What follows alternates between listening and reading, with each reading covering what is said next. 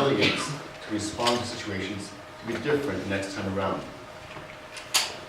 The three Ds, again, using the clients as our stakeholders, involving them, putting the human dignity at the centerpiece, looking at a human rights framework, how their participation in our efforts is instrumental to the success and sustainability of our model, and turning their voices of hope into our collective energies for action. Thank you.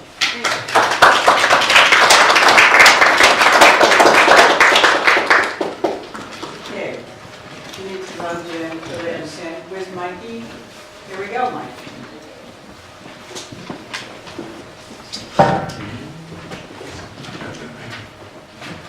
Good afternoon, all. My little 1.5-year-old is here. Nico.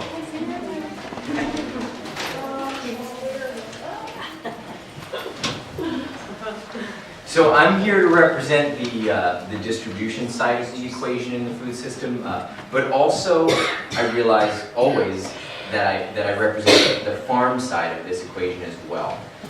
So I was born in Hackensack, New Jersey, grew up in a town called Lodi, if you've heard of it. Then I moved down to the Mercer County area when I was 7 years old, grew up in a town in between Princeton and Trenton, a town called Lawrence Township. So I grew up in New Jersey, and I guess the first thing that I want to say is it's easy to not know where your food comes from.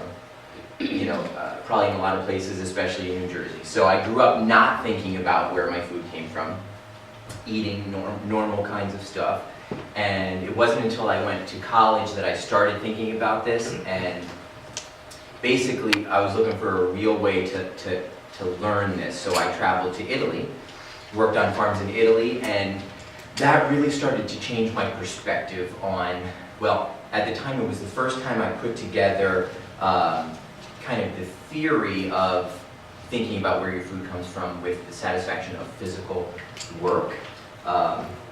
And so my parents thought I was crazy at the time, telling them that I thought I wanted to be a farmer.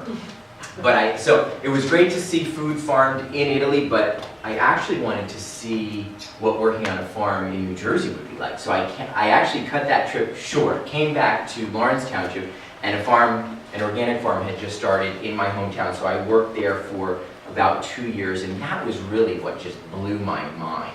I was working on a farm that was, maybe 1 or 2 miles from where I grew up, and once you kind of like open your lens to where the food comes from in the farms,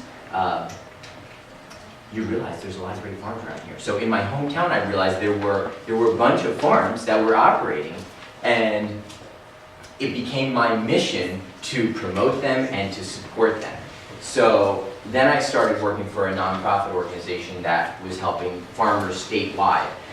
And I realized that there were more than a bunch of good farms in the state of New Jersey. There are 10,000 farms in the state of New Jersey. So,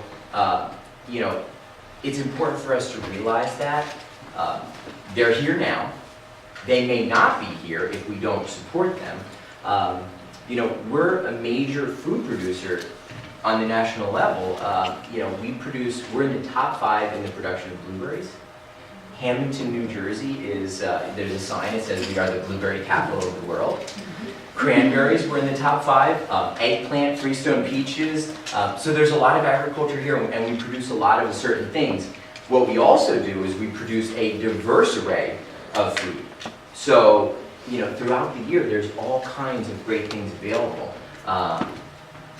So, I've got there's a lot of pieces to my story, but I don't have time for it. So, what I will say is I became aware that there was a demand for all these products. I was working to build that demand, so restaurants are interested, schools are interested, the kids will eat the stuff, so we need to help get it into the schools. So I knew there was a demand. And then here I'm looking, okay, we've got 10,000 farms, so why don't we connect the dots, right? So while I was at this organization, I would put farmers and customers in the same room and say, okay, do business. Unfortunately, it wasn't that easy.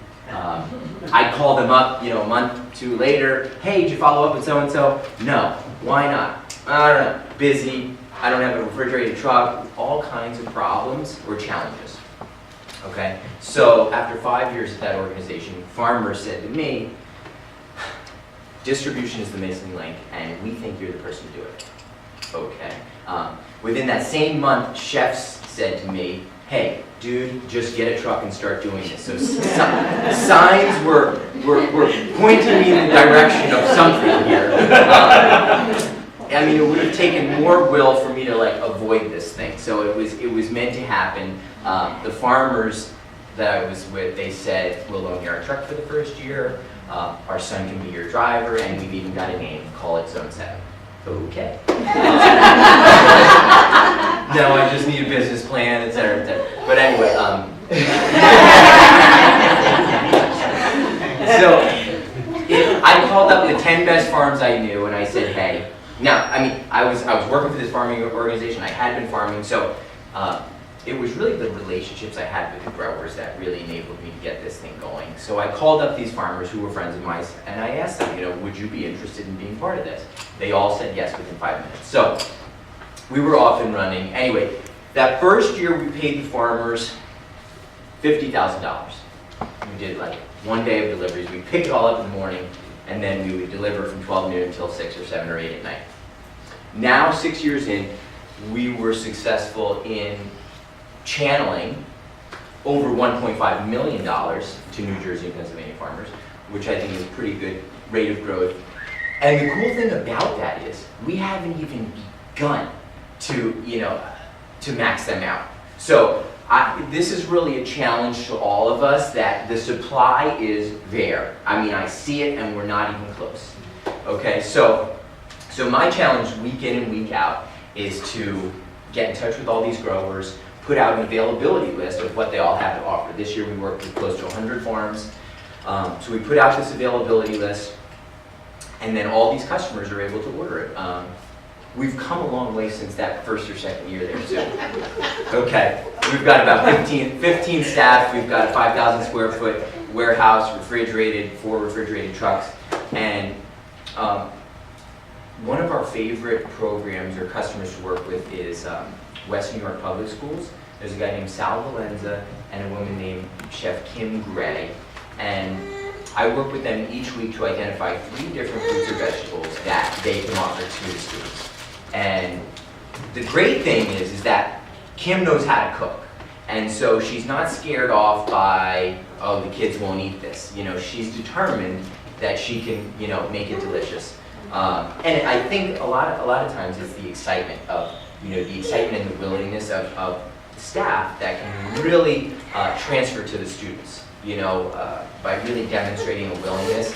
They've eaten, you know, like Sue said, over 15 varieties of apples, but they've also eaten, you know, some really delicious things, but also some like adventurous things, whether it's, you know, radishes, white cauliflower, spinach, kale, cucumbers, purple sweet potatoes, you know, baby bok choy, all kinds of, you know, red carrots, yellow carrots, orange carrots. I mean, it's amazing for them to see what the earth can produce, right? Anyway, we really love this program. It's one of my favorite parts of my job. Kim has a Twitter account. It's Kim Gray, and I follow her, and I'm always, you know, retweeting everything she's doing there. Anyway, we're you know, we sell to a lot of restaurants in Jersey City, but we'd love to sell to more schools. I guess I want to close with just like a challenge. Please know I consider this kind of like a pendulum, okay? I feel like the pendulum with the food system went too far, meaning pulling food from all over the world just because we could. And then with unhealthy food, the same thing. I'm not like a super idealist thinking we've got to pull it all the way back. You know, it's all going to be local. It's all going to be healthy. But we have to pull it back towards the middle, okay? And to me, that's a local food system. It's also a regional food system. You know, just pulling food from the Northeast, from the Mid-Atlantic. And so, you know, I've asked a lot of people, can New Jersey, New York, Pennsylvania, Northeast farms, can we feed ourselves? Do we produce enough food here to feed ourselves? From what I'm seeing, the answer is no. But I also think there's only one way to find out. So let's try. Let's try. Thanks very much.